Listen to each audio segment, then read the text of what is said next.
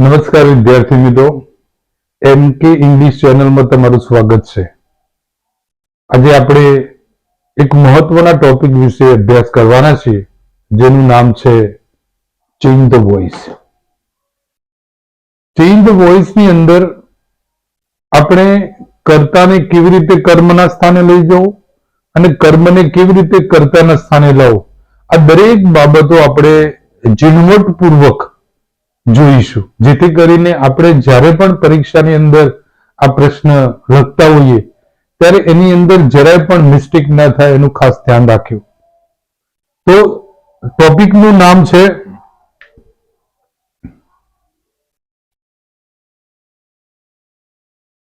Change the voice. Change the voice આ ટોપિકનો આપણે અભ્યાસ કરવાનો છે, જેની અંદર આપણે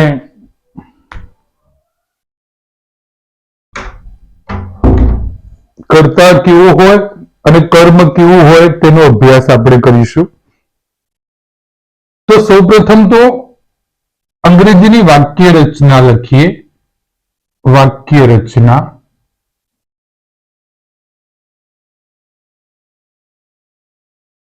કર્તા પછીનું સ્થાન આવશે ક્રિયાપદનું, ક્રિયાપદ પછી આવશે કર્મ અને પછી આવશે અન્ય શબ્દ।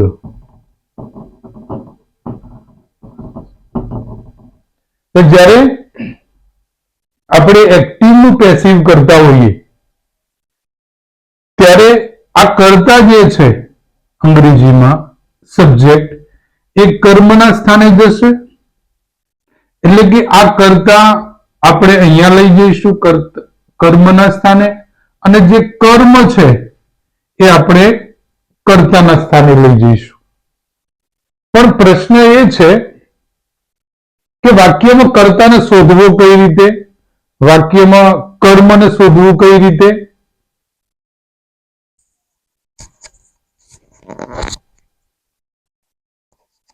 હવે આપણે કર્તાને શોધવા માટે, આમ તો વાક્યની શરૂઆતમાં જ કર્તા હોય, પણ કર્તાને શોધવો કેવી રીતે, એટલે કર્તા શોધવો। પહેલો પ્રશ્ન આપણે કે કર્તા ને શોધવું। હવે આપણે કર્તાને શોધવો કઈ રીતે, આપણો એક પ્રશ્ન છે કે કર્તાને શોધવો કઈ રીતે વાક્યમાંથી। તો સામાન્ય રીતે આપણે એવું કહીએ છીએ કે ભાઈ ક્રિયાપદને હું અથવા વોટ થી પ્રશ્ન પૂછવાથી કર્તા મળે છે।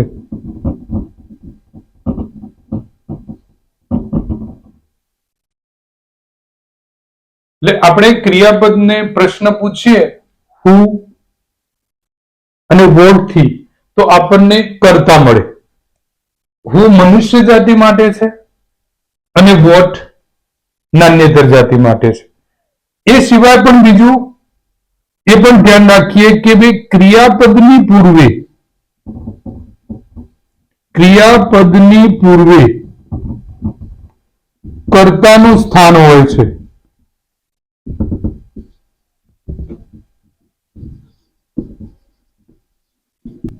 મતલબ કે વાક્યમાં કર્તા ક્યાં છે, તો ક્રિયાપદની પૂર્વે। અહીંયા જે ક્રિયાપદ છે એને હું થી પ્રશ્ન પૂછો તો કર્તા મળે, વોટ થી પ્રશ્ન પૂછો તો કર્તા મળે। બીજી રીત જોવા જઈએ તો કર્તાનું સ્થાન ક્રિયાપદની પૂર્વે છે એટલે આપણને કર્તા મળે। એટલે કર્તા કેવી રીતે શોધવું, તો એક તો પ્રશ્ન પૂછીને કર્તા શોધી શકાય, અને બીજું ક્રિયાપદની પૂર્વે જ કર્તાનું સ્થાન હોય છે। હવે પ્રશ્ન એ થાય કે જ્યારે આપણને કર્તા પ્રાપ્ત થાય છે કે ભાઈ કર્તા અહીંયા હોય છે, તો કર્તાના સ્થાને કેટલા શબ્દો હોય છે, કર્તાના સ્થાને શબ્દો કેટલા? તો બીજો મુદ્દો આપણો છે કે કર્તાના સ્થાને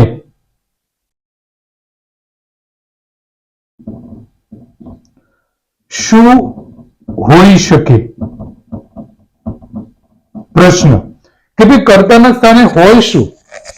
એ સ્વાભાવિક એક અગત્યનો પ્રશ્ન છે કે ભાઈ કર્તાના સ્થાને હોય શું? તો આપણે કર્તાના સ્થાને આપણને સંજ્ઞાવાચક નામ પણ જોવા મળે.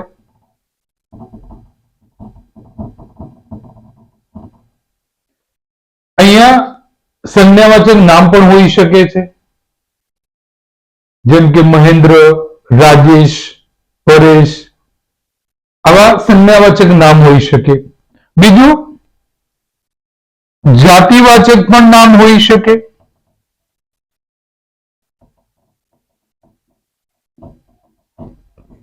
જાતિવાચક નામ એટલે કોમન નાઉન, એટલે કોમન નાઉન કે જે ધારો કે મનોજ છે, રાજેશ છે, પિયુષ છે, નેહા છે, તો આ બધા માટે કોમન શબ્દ આપણે વાપરવો હોય તો સ્ટુડન્ટ, તો એ દરેક વસ્તુ કે વ્યક્તિઓ માટે એક કોમન વર્ડ આપતો હોય તો એ કોમન વર્ડ આવી શકે છે કર્તાના સ્થાને.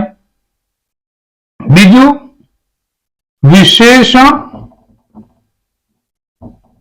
પ્લસ નામ હોઈ શકે કર્તાના સ્થાને, એટલે કર્તાના સ્થાને વિશેષણ પ્લસ નામ હોઈ શકે છે. બીજું, સંબંધક વિભક્તિ પ્લસ નામ હોઈ શકે કર્તાના સ્થાને, એટલે સંબંધક વિભક્તિ પ્લસ નામ હોઈ શકે છે કર્તાના સ્થાને. બીજું, એપોસ્ટ્રોફી એસ આપેલું હોય એની સાથે નામ હોય, એટલે કર્તાના સ્થાને એપોસ્ટ્રોફી એસ પ્લસ પણ નામ હોઈ શકે છે. બીજું, નામ પછી ઓફ અને પછી નામ, એટલે કર્તાના સ્થાને ઓફ વાળી રચના હોય, બંને બાજુ નામ હોય, તો આપણે સ્વાભાવિક રીતે એ આખો જે ફ્રેઝ છે એને ઉઠાવીને આપણે લઈ જવું પડે. એના પછી કર્તા વિભક્તિ પોતે હોઈ શકે.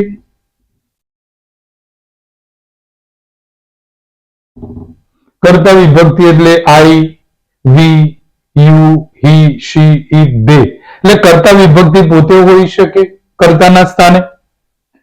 બીજું, કોઈ ફ્રેઝ પણ હોઈ શકે, એટલે શબ્દ સમૂહ પણ હોઈ શકે. બીજું, એની જગ્યાએ કોઈ ક્લોઝ પણ હોઈ શકે, એટલે ઉપવાક્ય પણ હોઈ શકે. એટલે આપણે કર્તાના સ્થાને આમાંથી કોઈ પણ જે શબ્દ છે એનો ઉપયોગ કર્તાના સ્થાને થયો હોય તો આપણે એક શબ્દને કે બે શબ્દને કે ત્રણ શબ્દને જ્યારે સ્થાન ફેરફાર કરતા હોઈએ ત્યારે ખાસ ધ્યાન રાખવું પડે કે ભાઈ કર્તા છે કેટલો, તો એ જ્યારે જગ્યા બદલીએ, આ કર્તાનો સ્થાન અહીંયા કર્મના સ્થાને લઈએ ત્યારે આપણે ભૂલ ન પડે. તો આપણે વાક્યમાં ધ્યાન રાખીશું કે કર્તા તરીકે કેટલા શબ્દો આપેલા છે અને કર્મ તરીકે કેટલા શબ્દો આપેલા છે.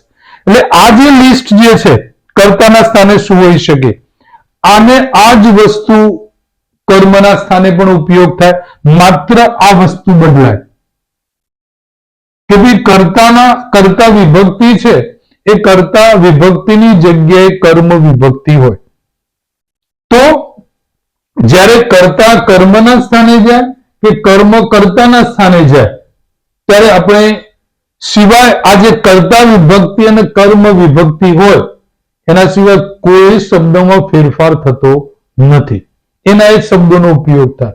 પણ જો કર્તા વિભક્તિ હોય તો એનું કર્મ વિભક્તિમાં રૂપાંતર કરવું પડે, અને જો કર્મ વિભક્તિ આપેલી હોય કર્મના સ્થાને તો કર્તા વિભક્તિમાં રૂપાંતર કરવું પડે.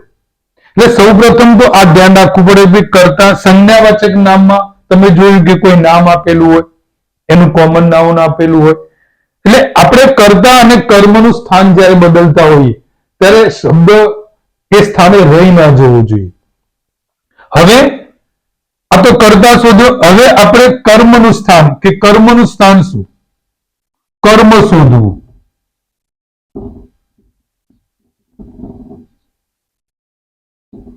આપણે કર્મ શોધીએ. ભાઈ કર્મ કેવી રીતે શોધવું?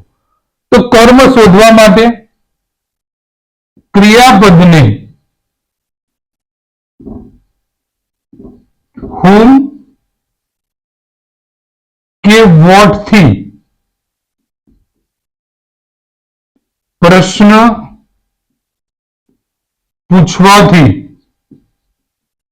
કર્મ મળે છે. એટલે આપણે ક્રિયાપદને whom થી પ્રશ્ન પૂછી કર્મ મળે, what થી પ્રશ્ન પૂછવાથી કર્મ મળે. એટલે whom મનુષ્ય જાતિ માટે વપરાય છે અને what નાન્યતર જાતિ માટે વપરાય છે. બીજું, કર્મનું સ્થાન હંમેશા ક્રિયાપદ પછી હોય છે.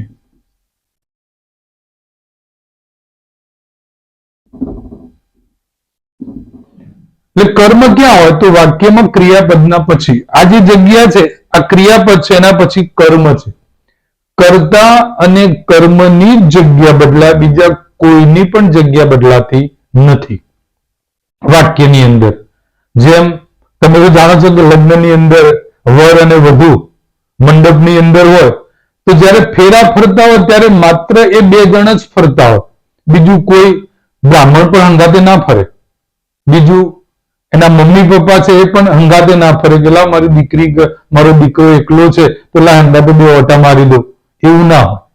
એટલે માત્ર કર્તા ને કર્મની જ જગ્યા બદલાય છે, બીજા કોઈની પણ જગ્યા બદલાતી નથી, એ ધ્યાન રાખવું. બીજું, હવે કર્મ કેવી રીતે શોધવું એ પણ ખબર પડી. હવે કર્મના સ્થાને શું હોઈ શકે? કર્મના સ્થાને શું હોઈ શકે? પ્રશ્ન. બાકી કર્મના સ્થાને હવે શું જોવા મળે? તો આપણે કર્મના સ્થાને પણ વસ્તુઓ આ જ જોવા મળે.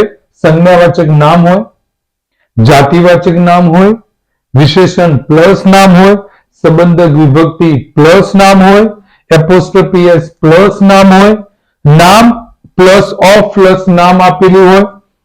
હવે 7 નંબર જે છે એની જગ્યાએ આપણે કર્મ વિભક્તિ આપેલી હોય.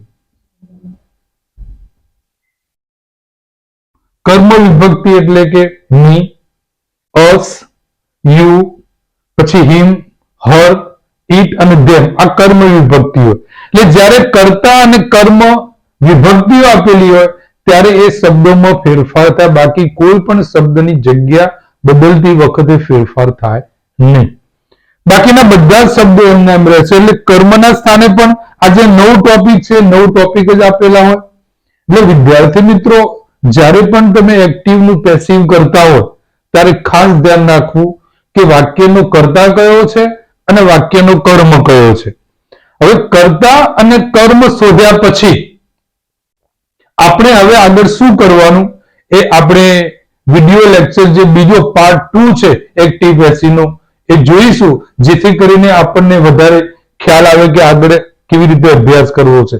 એટલે આજના ટોપિકમાં માત્ર આપણે એટલું જ જોવાનું છે કે વાક્યનું કર્તા કયો અને વાક્યનું કર્મ કયું, જેથી કરીને આપણે એક્ટિવનું પેસિવ કરતા હોઈએ ત્યારે આપણા મગજમાં એક ખ્યાલ રહે કે કર્તા કેટલો છે અને કર્મ કેટલો છે, જેથી કરીને પેસિવ કરતી વખતે જરા પણ આપણે ભૂલ ના પડે. તો વિદ્યાર્થી મિત્રો, આપણે પાર્ટ 2 ની અંદર ક્રિયાપદમાં કેવી રીતે ફેરફાર કરવા છે અને એનું પેસિવ કેવી રીતે થાય એ આપણે જોઈશું. બરોબર. હું આ YouTube ચેનલ ઉપર MK ઇંગ્લિશ ચેનલ લઈને આવું છું, તો વિદ્યાર્થી મિત્રો મારી ચેનલને સબસ્ક્રાઇબ કરજો, શેર કરજો, જેથી કરીને વધુ વિદ્યાર્થીઓને આનો લાભ મળી શકે.